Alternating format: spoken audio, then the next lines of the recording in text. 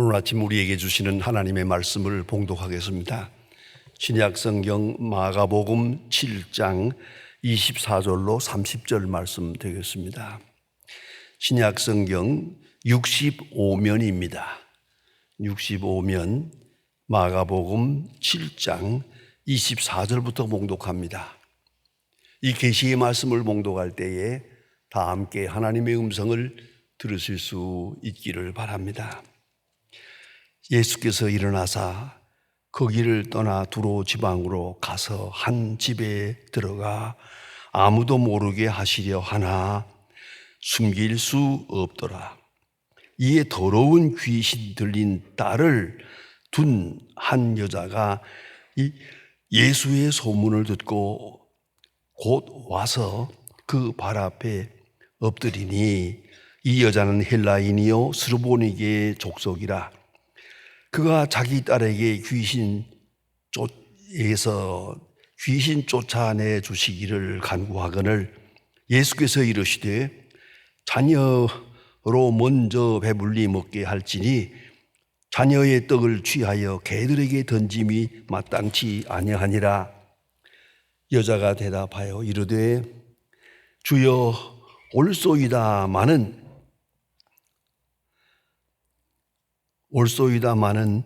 상 아래 개들도 아이들이 먹던 부스러기를 먹나이다. 예수께서 이르시되 이 말을 하였으니 돌아가라, 귀신이 네 딸에게서 나아갔느니라 하시매, 여자가 집에 돌아가 본즉 아이가 침상에 누웠고 귀신이 나갔더라. 아멘. 이런 유명한 에피소드가 전해지고 있습니다. 성 프란시스의 한 제자가 어느 날 열심히 심취하여 명상하고 기도하는 중에 천국에 올라갔었답니다. 화려하고 아름다운 천국을 이리저리 구경하고 있는데, 그리고 감격하고 있었습니다. 근데 한 곳에 갔더니 화려하고 아주 높은 보좌가 하나 있는데 그 보좌가 비어 있어요. 그런 비어 있는 보좌를 보고 천사에게 물었습니다. 이 보좌는 누가 앉게 될 보좌입니까? 천사가 말합니다. 이 세상에서 가장 겸손한 성 프란시스가 앞으로 올라와서 앉게 될 보좌다 라고 말합니다. 그리고 이 환상에서 그는 깼습니다. 그리고 사랑하는 스승 성 프란시스를 옆에서 보았습니다. 어찌 부럽기도 하고 좀 질투가 나기도 했습니다. 그래서 시험을 걸었습니다. 선생님을 자기 자신을 어떤 사람이라고 생각하고 계십니까? 성 프란시스는 빙그레 웃으면서 선뜻 대답했습니다. 세상에서 가장 악한 사람이고 위선자라고 생각하지. 제자는 말했습니다. 선생님, 그것은 거짓말입니다. 선생님은 모든 사람들이 존경하는 성자, 성 프란시스입니다. 어찌 세상에는 악한 사람이 너무나 많은데 내가 세상에서 가장 악한 사람이라고 말씀하면 그게 되겠습니까? 그건 잘못된, 오히려 위선적인 얘기입니다 라고 말했습니다. 그때 성 프란시스가 태연하게 빙그레 웃으면서 하는 말이, 그것은 자네가 나를 몰라서 그래.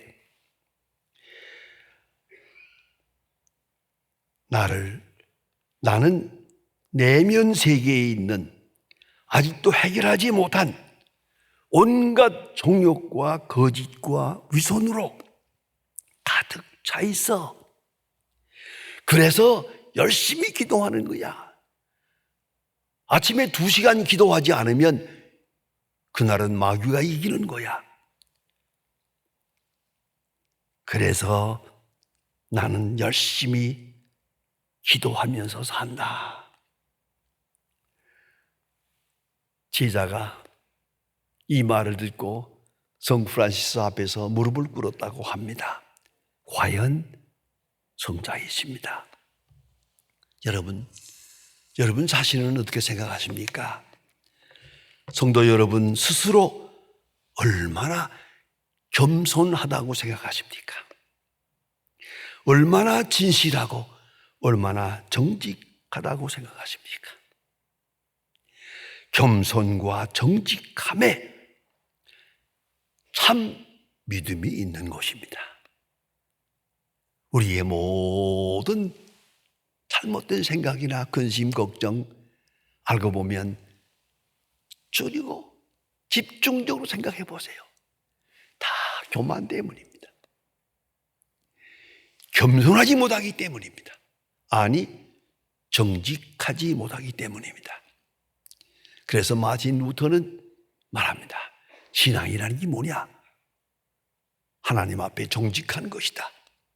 Honest God, 하나님 앞에 정직한 것이다. 그것이 신앙이라고 그는 갈파하고 있습니다. 오늘 본문에 나타난 이야기는 깊은 감동을 주는 귀한 복음적인 말씀입니다. 참으로 불쌍한 여자가 있습니다. 자기 사랑하는 딸이 귀신이 들렸습니다. 다른 병과 다릅니다. 정신병 들린 딸을 가진 어머니 얼마나 괴로워요. 전에 소망교회에서 목회할 때 많은 교인들 찾아와서 상담을 하는 중에 하나가 뭐냐면 정신지체아 혹은 전응아 이런 아이들을 둔 부모님들 찾아와서 어떻게 하면 좋겠습니까? 남 아이들은 대학 간다, 예비고사 한다 그러는데 우린 그런 거와 상관이 없고 제발 자기 손으로 밥만 좀 찾아 먹어도 좋겠는데 이 전응아들을 두고 있는 부모님들 얼마나 괴로워하는지. 그럼 뭐 위로할 길이 없어요. 그래서 제가 저 교회에 힘을 얻어가지고 전응아들을 위한 수용소를 만들었습니다. 그래서 지금도 아주 모범적입니다. 전국에서 가장 모범적이라고 하는 전응아 수용소가 있습니다. 여러분, 다른 거 같잖아. 이 정신병 그리고 이 귀신 들린 자녀를 둔 부모 얼마나 괴롭습니까? 이건 대책이 없습니다. 이건 치료가 없는 겁니다. 그런 가운데 시달리고 있습니다. 이것이 어머니의 마음입니다. 이 사람 스루보닉의 여자예요. 예수님에 대한 소문을 듣고 예수께 다가옵니다. 주여 나를 불쌍히 여기소서. 내 딸이 귀신 들렸나이다 말합니다. 그런데 이건 성경에 딱 한 번 있는 얘기입니다. 예수님께서는 이상한 반응을 하셨습니다. 이건 아마 이 여자를 좀 시험하려고 하는 것도 있다고 생각합니다. 또 믿음을 키워주려고 하는 그런 마음도 있다고 생각합니다. 간접 거절을 합니다. 너는 이방 사람이다. 나는 이스라엘 사람 외에 보냄을 받지 않았노라. 너는 이방 축복권 받기다. 넌 이방 여자다. 이렇게 말합니다. 그뿐입니까? 참 소화하기 어려운 말입니다. 자녀의 떡을 취하여 개에게 줄 수 없다. 이거 뭡니까? 이거 개 취급하는 거 아닙니까? 세상에 이렇게 멸시할 수 있습니까? 이렇게 말씀해도 되는 겁니까? 예수님께서 자녀의 떡을 취하여 개에게 줄 수 없다. 너는 개 같은 여자다. 이런 얘기 아닙니까? 사실은 유대 사람들은 도덕적으로 깨끗하다고 생각을 하고 이방 사람들을 멸시합니다. 이방 사람들을 멸시해서 이방 사람을 개라고 부릅니다. 저건 사람도 아니다, 개다. 이렇게 아주 편견적으로 또 저주스럽게 대하는 것이 유대 사람들의 고고한 도덕주의입니다. 우리는 깨끗한 거룩한 백성이고 이방 사람은 저 더러운 것들이라고 그런 생각을 하고 있단 말입니다. 근데 예수님께서 보통 유대 사람들이 하는 말을 예수님도 하셨단 말이에요. 이렇게 말하게 될 때 이 여자의 마음이 얼마나 아팠을까 그런 생각을 좀 합니다. 별로 좋은 얘기는 아닙니다만은 제가 미국에서 공부하고 있을 때 한인장로교회라고 하는 교회에 목사님이 안 계셔서 제가 설교 목사로 오랫동안 나가서 주일마다 설교를 한 일이 있었습니다. 근데 그 교회가 있고 교회 바로 옆에 아주 가난한 사람들이 사는 아파트가 하나 있습니다. 예배 시간에 너무 소리가 나서 설교를 중단할 정도가 그거 싸우는 겁니다. 옆 아파트에서 부부간에 싸우고 애들끼리 싸우고 욕설을 하고 아이고 그거 뭐 소리 말을 못합니다. 우리 교인들이 나가서 말리지 못합니다. 말렸다가는 더 큰 일이 나니까요. 아주 주일마다 이런 일이 있어서 이걸 어떡하나 좀 제가 사람을 시켜서 알아보았습니다. 이거 좀 빈민들이 사는 아파트인데요. 그죠? 말은 이렇습니다. 저 집에 아이가 8이요. 8인데 아버지가 다 달라. 그리고 매일 주일날마다 싸우는 걸. 그 예배 시간에 설교하다가 설교를 중단할 수밖에 없는 그 정도로 시끄러웠어요. 우리 교인들도 대책 없습니다. 딱 하나, 다른 데로 교회를 옮깁시다. 그것밖에 없어요.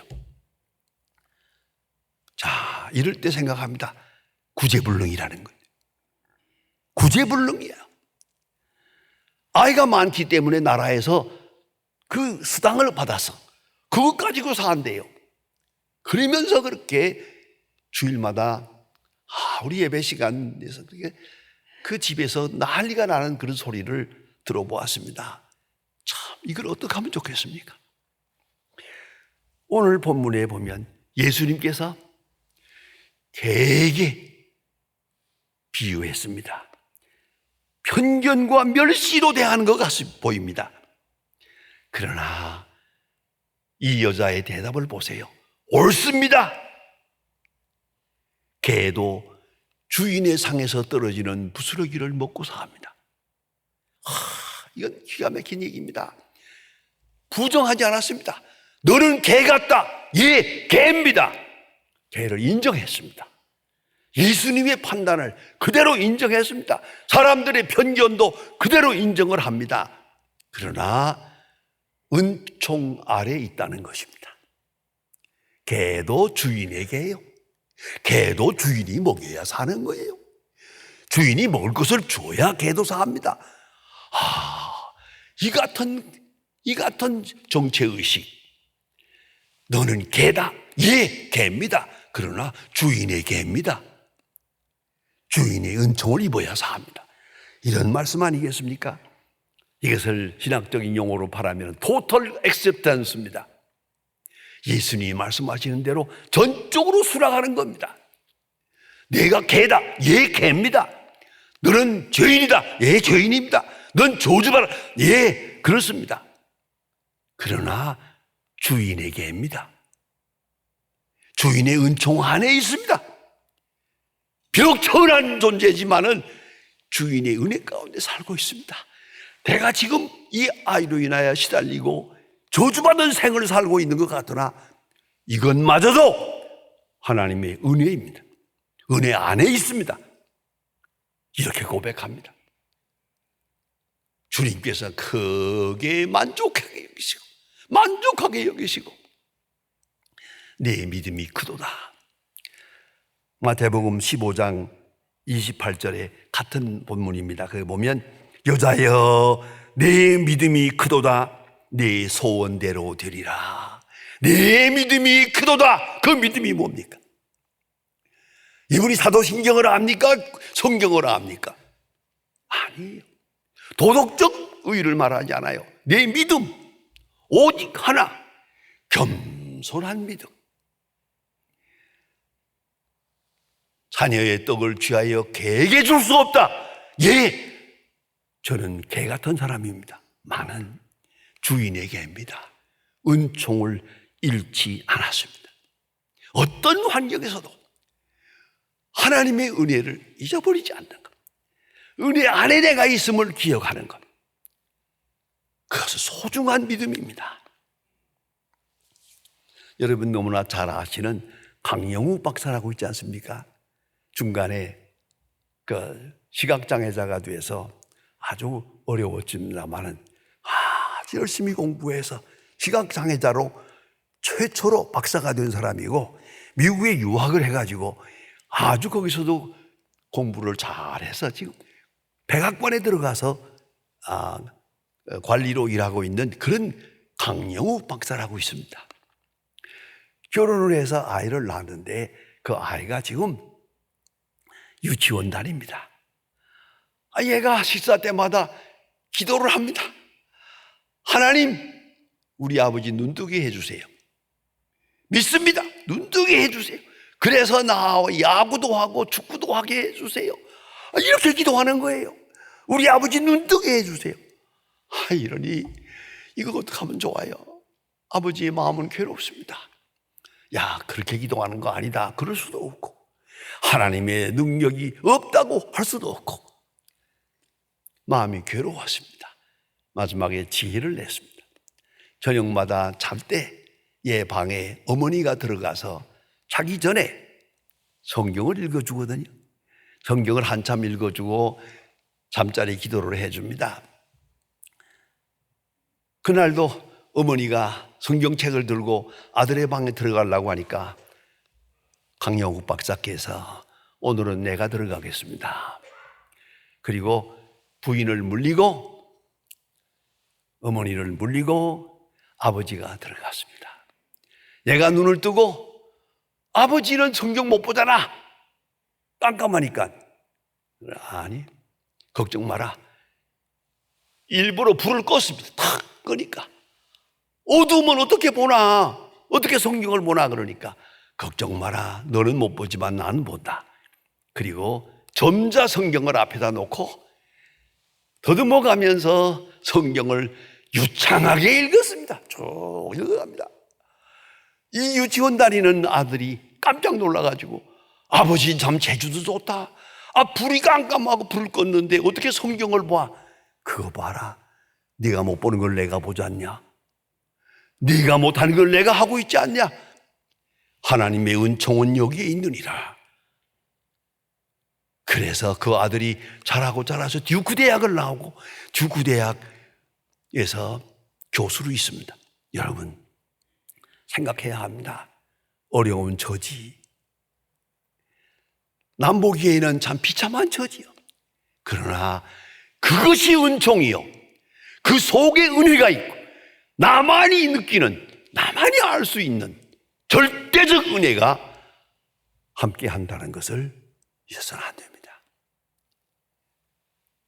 너는 개와 같다? 예, 개입니다. 개도 주인의 개입니다. 은혜 안에 있는 개입니다. 이렇게 말합니다. 이걸 인정한다는 건 참으로 중요한 겁니다. 여러분 성경을 볼 때 늘 십자가 옆에 있는 강도 두 사람을 보죠. 착한 강도, 나쁜 강도 있지 않습니까? 그 나쁜 강도가 뭐라고 그럽니까? 십자가에서 내려오라. 너도 구원하고 나도 구원해라. 십자가에 매달려 가지고도 예수님을 비난합니다. 그때 옆에 있던 착한 강도 하는 말 가만히 보세요. 잠깐 하는 말이지만 우리는 우리가 한 일에 마땅한 벌을 받고 있는 것이다. 우리가 이거 십자가에 죽고 있지만은 우리가 지은 죄에 마땅한 벌을 받고 있는 것이다. 이분은 아니다. 이 예수님은 이러할 분이 아니라 귀한 거룩한 십자가에 지금 희생을 치르고 있는 것이다. 증거합니다. 이분은 아니라고, 나는 기라고, 내가 당하는 고난은 내가 지은 죄에 마땅한 것이다. 그걸 인정을 합니다. 그 인정하는 마음, 그것이 믿음입니다. 오늘 이 여자가 자녀의 떡을 취하여 개에게 줄 수 없다 하는 말을 들으면서 개도 옳습니다. 개도 주인에게입니다. 은총 안에 있습니다. 은혜 안에 있음을 알고 있습니다. 내가 비록 이렇게 비참한 시간을 보내고 있지만 여기까지도 은혜 안에 있습니다. 은총 감각을 잃지 않았습니다. 이걸 잊지 말아야 합니다. 어떤 처지에도 겸손하게 마땅한 것으로 받아들이고 뿐만 아니라 여기까지도 은혜라고, 이것도 은혜라고, 그러한 믿음, 예수님께서 귀히 보시고 내 믿음이 크도다, 내 소원대로 되리라. 집에 가보니까 어린애가 귀신이 나간 상태로 건강한 몸으로 있더라. 얼마나 아름다운 얘기입니까? 하나님의 은혜, 여러분 우리의 믿음을 점검해 보십시다. 믿음 플러스 겸손이셔야 됩니다. 어디까지 겸손할 수 있습니까? 어떤 비난에까지 겸손할 수 있습니까? 어떤 처지에까지 은총을 인정할 수 있겠습니까? 하나님의 사랑을 느끼고 간증할 수 있겠습니까? Total acceptance of grace, 하나님의 은혜에 대한 전적인 수락, 전적인 수용.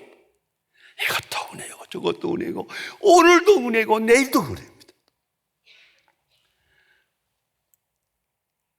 아직도 은혜의 감각에서 떠날 때 그는 그만큼 교만하고 그만큼 믿음에서 떠나게 됩니다.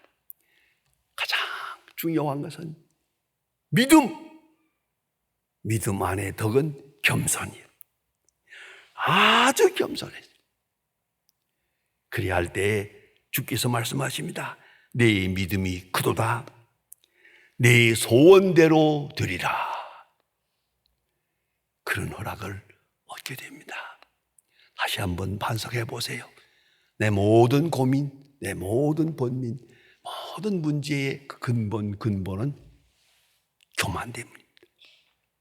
좀 더 겸손해 보세요. 한 걸음만 더 겸손해 보세요. 문제가 없습니다. 겸손한 믿음, 그 위에 주께서 은총을 더하십니다. 내 믿음이 크도다. 내 소원대로 되리라. 기도하십니다. 하나님 아버지, 오늘 아침도 주님 앞에 나와 주의 음성을 듣습니다. 저 수르보니게 여자가 그 어려운 처지에도 주의 은혜를 잃지 않고 은총 안에 있음을 간증하며 겸손한 마음으로 받아들일 때 주께서 귀히 보시고 큰 축복을 나누셨습니다. 하나님, 우리에게 그 같은 믿음을 주시옵소서. 어떤 형편, 어떤 비판, 어떤 처지에 있든지 항상 은총을 잃지 않게 하시고 은혜 안에 사는 사람의 확실한 신앙적 정체의식을 가지게 하시고 겸손한 믿음을 주셔서 모든 것을 은총으로 받고 모든 환경을 은혜로 소화하고 하나님 앞에 감사하며 나갈 수 있는 하나님의 사람 되게 하시고, 그리함으로 좀 더 높은 믿음, 좀 더 큰 축복의 사람으로 하나님 앞에 나가게 도와주시옵소서. 주 예수 그리스도의 이름으로 기도드립니다. 아멘.